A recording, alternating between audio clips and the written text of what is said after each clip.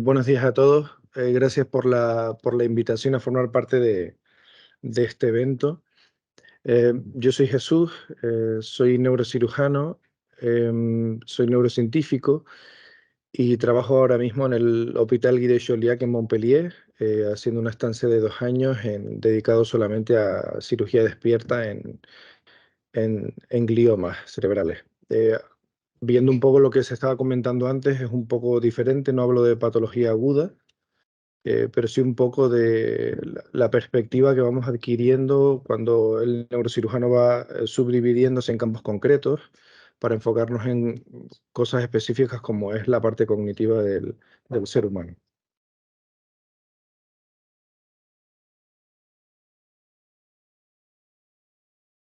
Yo creo que a todos nosotros nos han enseñado en la facultad que, bueno, el cerebro es obviamente un sistema en 3 dimensiones, donde en teoría todos sabemos dónde está el área de Broca, el área de Wernicke, el giro temporal superior, que las áreas prefrontales son críticas para la personalidad. Y bueno, esto es un poco a lo que ahora en neurociencia computacional o neurociencia de redes llamamos localizacionismo. Es decir, que esa idea de que hay un cerebro 3D único y fijo para todos no es cierto. Un poco la imagen que tenemos ahora es que hemos estado viendo como esta es la caverna el mito de la caverna de Platón, y hemos como estado mirando el cerebro como un sistema en 3D, ¿no? Con puntos críticos para todos, como seres humanos sanos y como pacientes con tumores. Y lo que empezamos a ver es que parece que es algo mucho más complejo, con redes de redes, y que necesita el paciente un abordaje individualizado para poder alcanzar el máximo balance oncofuncional. Entonces, eh, un poco con la mezcla entre ser neurocirujano y tener la formación como neurocientífico en neurociencia de redes, empezamos a entender el cerebro como aparte de los 3 puntos, las 3 coordenadas del espacio, con lo importante que es el tiempo, los puntos en el espacio y el tiempo.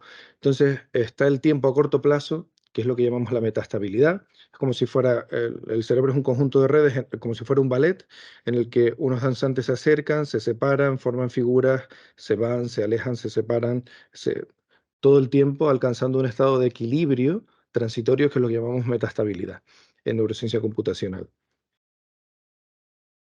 Para hacernos una idea, la intención de los diferentes puntos del cerebro, el hecho de conectarse es para poder transmitir esa información. Si no se transmite información eficientemente, tenemos por un lado la segregación donde no hay información, y un ejemplo sería lo que pasa en el autismo o la esquizofrenia, y todo lo contrario sería lo que pasa en la epilepsia. Hay una integración máxima funcional de todas las redes que hacen que tampoco sea eficiente la información. Por lo tanto, si no estamos en el punto de equilibrio de la metastabilidad, que es el punto que vemos en cognición normal, no vamos a estar en nuestro estado normal.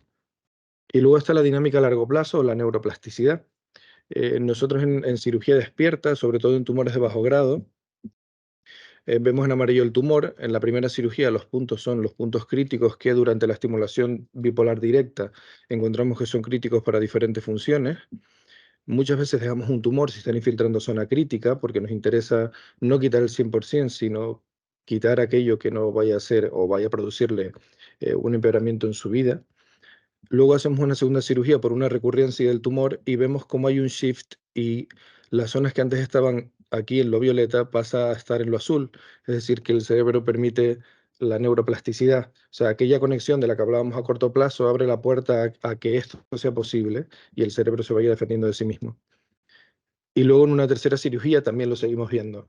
Obviamente a medida que pasa el tiempo, menos capacidad de plasticidad, pero esto es lo que vemos. Está publicado en Brain este mismo año por el equipo de Montpellier. Y luego está la gran variabilidad interindividual como quinta dimensión que proponemos. Esto es un paper que publiqué con Andreu Gavarrós y Alejandro Fernández hace 2 años, en el que pueden ver un poco las T's o la zona del tumor. El rojo el stem motor, azul stem sensitivo, exactamente igual que aquí, y podemos ver en zonas anteriores y posteriores, parietal, temporal, frontal, y aquí igual, cómo hay una gran, y eso que solo estamos hablando de lenguaje en este paper, de la variabilidad que hay entre un sujeto y otro, y por lo tanto la imposibilidad de planificar una cirugía acorde a otra cosa que no sea la cirugía despierta. Y lo que empezamos a entender como crucial para mantener ese metasistema como conjunto de interacciones de redes es la conectividad profunda de los tractos de sustancia blanca. Y a eso lo llamamos los puntos stop de la cirugía, es decir, dónde paramos la cirugía, más allá de dónde está el tumor, para saber que vamos a preservar la calidad de vida del paciente, entendiendo como calidad de vida más que hablar y moverse, y preocupándonos por la calidad de vida sexual, la calidad de vida social, el procesamiento emocional, el mentalizing o en general la cognición social como constructo complejo de la mente. Y estos puntos, ¿por qué son importantes? Pues es donde en este modelo tiende a colapsarse la plasticidad y la variabilidad. En todos, el fascículo occipito frontal inferior está donde mismo y tiene la misma poca plasticidad en un cerebro y otro. Ahora, el sábado nos vamos a Argentina a hacer varias cirugías de este tipo. Y bueno, pongo un ejemplo de la visión que seguimos teniendo modularizada del cerebro. Aquí estaría el giro supramarginalis, cogiendo parte del angularis, y cómo no lo podríamos ver así, sino más bien así. O sea, yo creo que no podría ceñirme a dónde está el tumor, sino realmente a que ese tumor que puede estar cerca del punto 11 en la imagen de la izquierda, probablemente tenga que pensar en qué significa funcionalmente en el paciente, como por supuesto la consecuencia de la red que se crea de la red frontoparietal y la red cíngulo-percular. O sea, sin esta visión de redes, a mí me parece imposible que consigamos desde la neurocirugía seguir avanzando y seguir avanzando hasta llegar a la neurociencia cognitiva. Por ponerles un ejemplo de cómo llevaríamos a cabo esta cirugía en concreto, eh, yo probablemente estoy parcializado por una parte muy concreta de la neurocirugía y por el profesor Dufault, pero esto es lo que haríamos. En la fase cortical, este sería el tumor. Al principio empezaríamos con multitarea de flexo-extensión del brazo para controlar el movimiento y la atención y la memoria de trabajo, a la vez que el paciente empieza a contar para identificar el punto donde se bloquea el lenguaje en el ventral premotor córtex, no en Broca porque Broca no existe.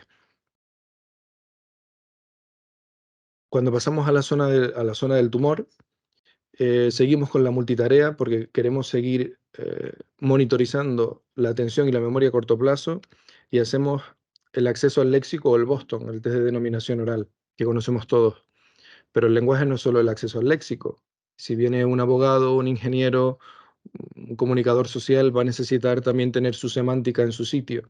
Y si vamos a operar a un chico de 17 años que estudia Bellas Artes, y que necesita constante monitorización de qué es lo que hace para su creatividad, vamos a hacer también semántica y analizándole el insight, o sea, con el test de las pirámides y del Pyramid and Palm Tree Test y el self-performing, de cuánto de seguro está de lo que está haciendo. Y por último, el supramarginal o la conjunción parietal o temporoparieto occipital es crítica para la red por defecto que se encarga del insight y de la monitorización de uno mismo. Así que aunque estemos en el hemisferio izquierdo, vamos a analizar reconocimiento emocional. Durante la fase de resección, y esto es algo relativamente nuevo, la única forma que tenemos que creemos que tenemos de mantener la dinámica entre redes es hacer una constante multitarea cambiando de una a otra hasta que llegamos a la profundidad. Y en la profundidad está lo que hablábamos antes, que es la conectividad profunda. Entonces, cuando lleguemos a la profundidad, vamos a intentar localizar por estimulación, porque sabemos que la capacidad de la tractografía tiene una sensibilidad del 40%. Vamos a estar pendientes en la parte inferomedial, en verde, el fascículo occipito frontal, evocando una parafasia semántica. Luego vamos a ir un poco más lateral, donde va a estar el fascículo arcuato, que vamos a encontrar parafasias fonéticas. Y luego más adelante vamos a encontrar la vía piramidal, que lo dejamos para último porque podemos localizarlo con monopolar sin necesidad, por si el paciente no aguanta, de que esté despierto. Por lo tanto, la cirugía despierta nos parece la única forma de hacer una monitorización en tiempo real de la complejidad de la mente humana, más allá de un sistema en, en tres dimensiones, sabiendo que hay redes paralelas bilaterales que permiten soportar la cognición humana y no las áreas prefrontales. Y la pregunta nuestra es cómo interrogar esto con el paciente dormido. Yo creo que de verdad no hay ninguna forma de hacerlo. Así que pensamos que tenemos que movernos desde la topografía del glioma, de dónde está, a hacer una resección basada en el conectoma de esa persona, ya que sabemos que las funciones no están localizadas en zonas prefijas. Por supuesto que el área motora va a ser el área motora y la sensitiva también, salvo que haya habido fenómenos de plasticidad. Y el paradigma actual parece ser cirugía despierta si el tumor está cerca de Broca o Wernicke. Y si es el hemisferio derecho, pues operamos al paciente dormido porque el hemisferio derecho, ¿no? Es el no dominante y no tiene grandes funciones en la cognición. Ese es el paradigma actual y creemos que no tiene sentido basándonos en la evidencia de más allá de la neurocirugía. Por lo tanto, no es un tumor, es un paciente y tiene unas emociones, una calidad de vida social, unos hobbies y una familia. Por supuesto que estoy hablando de aquellos tumores que nos permiten llevar a cabo este abordaje, no de un glioblastoma que está infiltrando el mesencéfalo. Así que lo siento, de nuevo, creo que Broca y Wernicke no existe. Creo que debemos parar con esto porque es importante. Lo hemos publicado, yo creo que bastantes veces.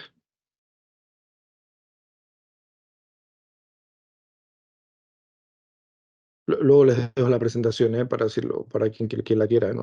Se las puedo dejar si quieren, no hay problema. Segundo, ser un ser humano va más allá de moverse y de hablar.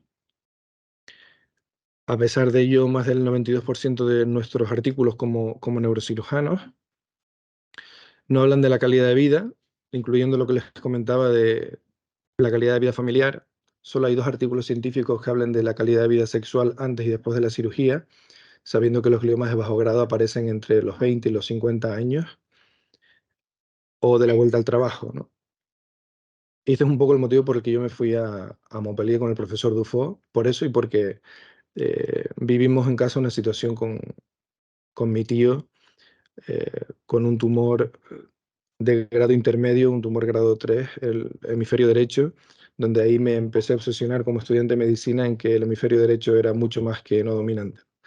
A pesar de ello, a día de hoy, sé que suena fácil decirlo cuando estás en un centro de referencia mundial que hace una cosa concreta, pero es cierto que muchos hospitales en España no tenemos un asesoramiento neuropsicológico y un equipo bien montado para desarrollar todo esto, y es la realidad. Pero creo que es importante llevarlo a cabo. Eh, entonces, para cómo intentar llegar hasta las emociones en vivo, que era un poco lo que me obsesionaba, eh, en Montpellier, al llegar, el profesor Dufault estaba usando el RME, que es el test de leer la mente en los ojos, que se usa para el trastorno del espectro autista, donde hay 4 opciones y el paciente tiene que decidir cuál es la emoción que cree que está mostrando esa mirada, ¿no?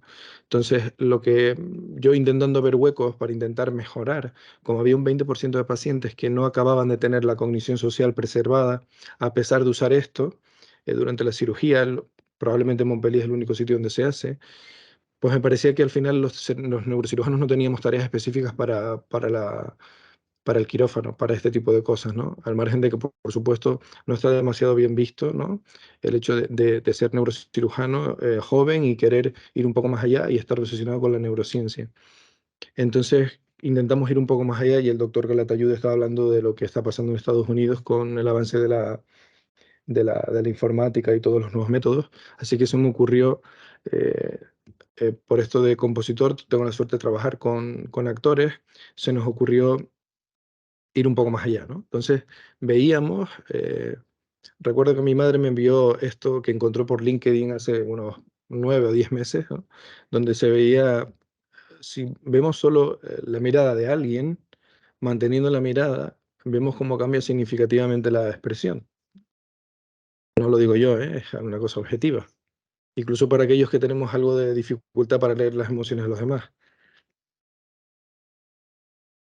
Entonces se nos ocurrió traquear con varios sistemas de inteligencia artificial y de animación avanzada en 3 dimensiones, en tiempo real, durante 5 segundos, porque en la cirugía despierta tenemos muchos efectos, pero uno de ellos es que solo podemos estimular 4 o 5 segundos para no inducir una crisis epiléptica. O sea que toda aquella función que queramos valorar tiene que ser en tareas de 4 segundos. Entonces, Desarrollamos este test traqueando muchos actores, haciendo una base de datos gigantesca y bueno, seguimos a día de hoy intentando crear un algoritmo cada vez mejor para tener una emoción que claramente sea la que pretendemos, ¿no?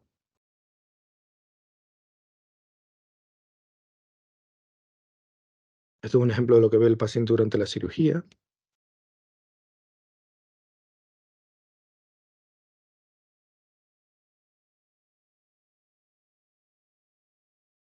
Y esto es un poco como se ve durante la estimulación. Aquí estoy con el estimulador bipolar eh, sobre la corteza cerebral.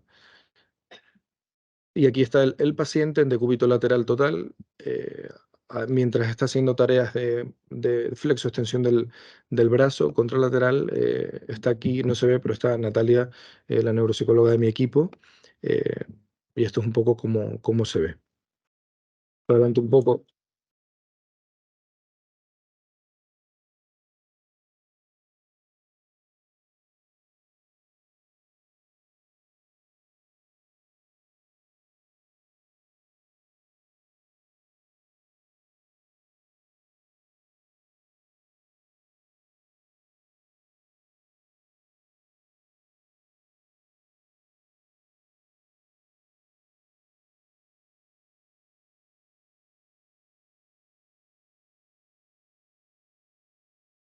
Aquí claramente aumenta el tiempo de reacción y finalmente falla.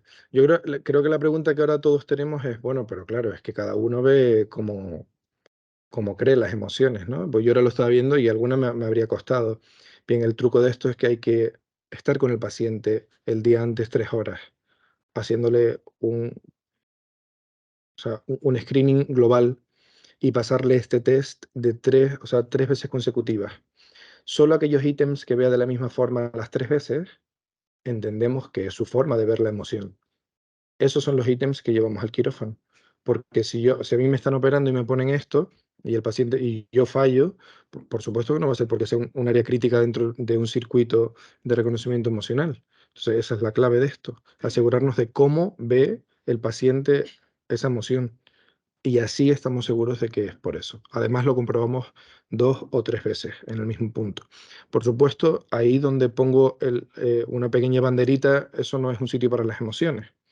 Eso es un sitio dentro de una red que muchas veces no sabemos todavía el cual, hasta que no lo procesamos después con computación, pero no es que ahí están las emociones.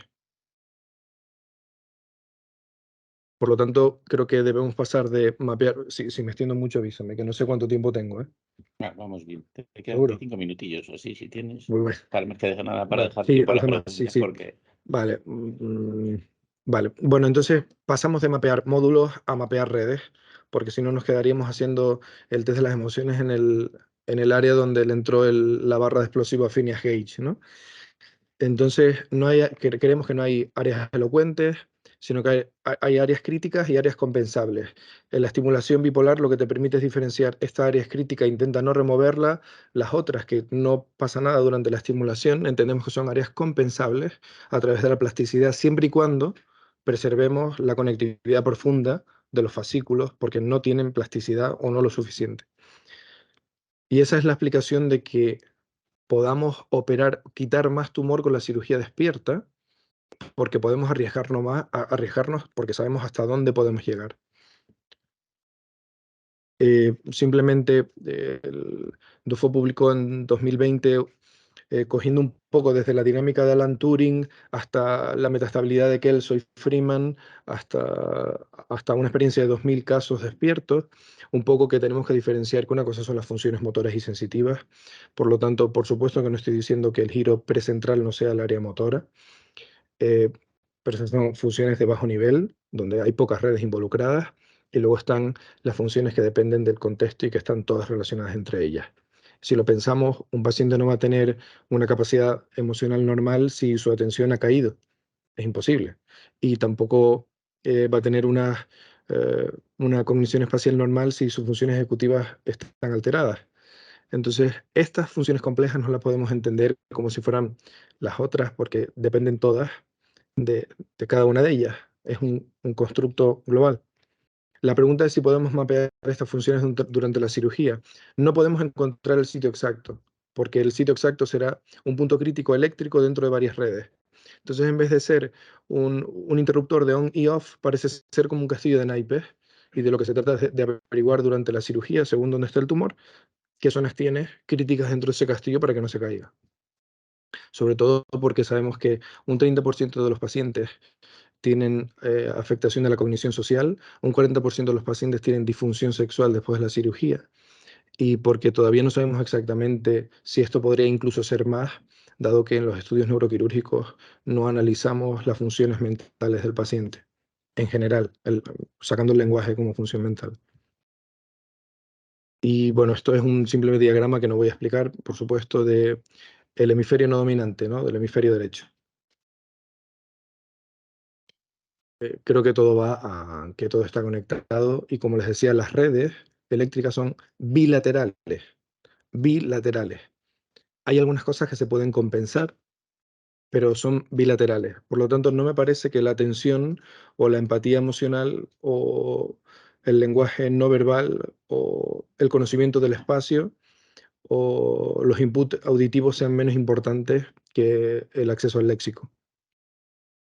Y acabo con 3 casos clínicos, un poco de, bueno, todo esto suena muy bonito, pero bueno, ¿qué es lo que haces, no?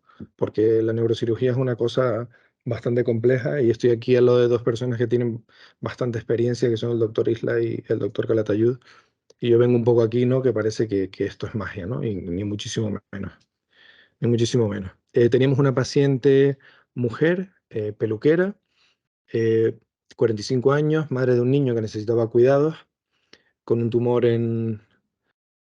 mal tumor este, doctor Calatayud. Bueno, está en el hemisferio derecho, así que, pero bueno, coge, como pueden ver, hablando en serio, coge parte del área, se mete hacia el área motora, llega bastante, bueno, ciertamente basal en el lóbulo frontal y coge el cíngulo y parte del cuerpo calloso, ¿no? Entonces, ante esto, por más que queramos pensar que el hemisferio derecho es no dominante, el área motora suplementaria, el cíngulo y el cuerpo calloso, da igual para qué visión, incluso para una visión localizacionista, son zonas críticas. Entonces, me invitaron a formar parte de esto y pues hicimos una cirugía despierta del hemisferio derecho, que por lo visto no es tan no dominante como pensábamos. En azul pueden ver las zonas críticas para el movimiento, zona crítica para la sensibilidad de las manos y aquí de la boca. Aquí pueden ver un poco cómo esas funciones locales sí que tienden menos a plastificarse, tienen menos capacidad. Y luego vemos aquí en el ventral premotor córtex, en la pata del giro precentral, una zona del bloqueo del lenguaje, que es el speech arrest, por supuesto en el hemisferio derecho, por eso les decía que Broca no existe como tal, Broca no existe. Luego, perdón, no les comenté, las letras son los límites del tumor. Esto en lila es un punto crítico para la cognición semántica. En un punto concreto, la paciente no es capaz de entender que farola, perro y gato, que perro y gato son los 2 elementos que semánticamente están relacionados. Y luego 2 zonas críticas para el reconocimiento de las emociones, en reproducibles en varias ocasiones. Por lo tanto, visto así, lo primero que piensas es, mejor operamos al paciente dormido y a ver qué pasa, ¿no? Bueno, entonces intentamos hacer una resección subpial, intentando evitar pues todas las banderas, y es un poco lo que hicimos, ¿no? Cuando llegamos al cíngulo, el cíngulo es uno de esos puntos que son críticos para absolutamente todas las funciones cognitivas, pero eso no quiere decir que no se pueda operar, porque el cerebro, antes decíamos que era plástico, pero siguen habiendo diapositivas con el área de Broca y de Wernicke, ¿no? Entonces, no entiendo, es que no es verdad. Entonces, cuando llegamos al cíngulo, hacemos o sea, una remoción del tumor, por decirlo de alguna manera, online. Entonces, sabiendo la función crítica del cíngulo en el reconocimiento emocional, vamos estimulando mientras le pasamos, da igual si es el test que acabamos de desarrollar u otro, da igual. Eso es lo de menos, es el saber qué estamos haciendo. Entonces, vamos en ese punto, vamos estimulando, vamos resecando, hasta que llega un punto en el que esa conectividad no se ha plastificado y vamos a encontrarnos con varios tipos de problemas. Aquí en el punto 1, ya a esta altura estábamos muy en la parte más inferior del cíngulo. La paciente tiene una pérdida del self-awareness, o sea, ya empieza a no ser capaz de evaluarse a sí misma cuando tiene un error, empieza a no entender un poco qué es lo que está pasando. Y en la parte anterior y posterior que dejé aquí, la paciente tenía problemas en el reconocimiento emocional. Por lo tanto, es el momento de parar si queremos preservar la cognición. Y bueno, y aquí un poco más hacia atrás, a 7 milímetros, se nos quedaba la vía piramidal.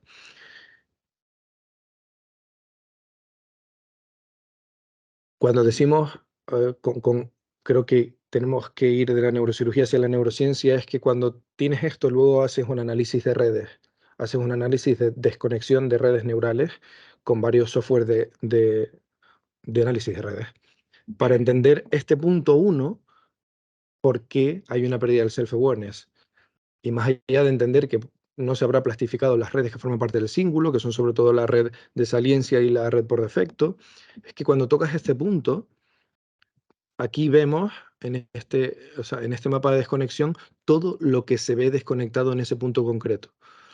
Esto es una visión medial, pero correspondería a la dorsolateral prefrontal córtex, aquí la parte precuneal y todo el cíngulo. Entonces está todo conectado. Esto no es un sitio del insight, es un sitio dentro del circuito. Esta es la imagen preoperatoria y esta la postoperatoria. Dejamos un resto en la parte más posterior del cíngulo. La resección es entre un 88 y un 90%, y esto es lo que llamamos intentar hacer una cirugía despierta a la carta. La pregunta es cómo hacer esto si el paciente está dormido. ¿Qué se hace con el cíngulo? Por ejemplo, ¿se respeta? ¿No se respeta? ¿Qué? Bueno, la paciente a día de hoy tiene la alta para seguir trabajando. No, un glioma de bajo grado, sí. Está trabajando, tiene una calidad de vida normal. Cuando digo calidad de vida normal es que le hemos pasado los test de las funciones cerebrales, de calidad de vida sexual y cognición social. No es que el paciente esté haciendo así en las fotos postoperatorias. Es importante esto. Todo lo... No más que nada porque Voy. voy. Más que, Bueno, paso al creo, último. creo que tiene... Va.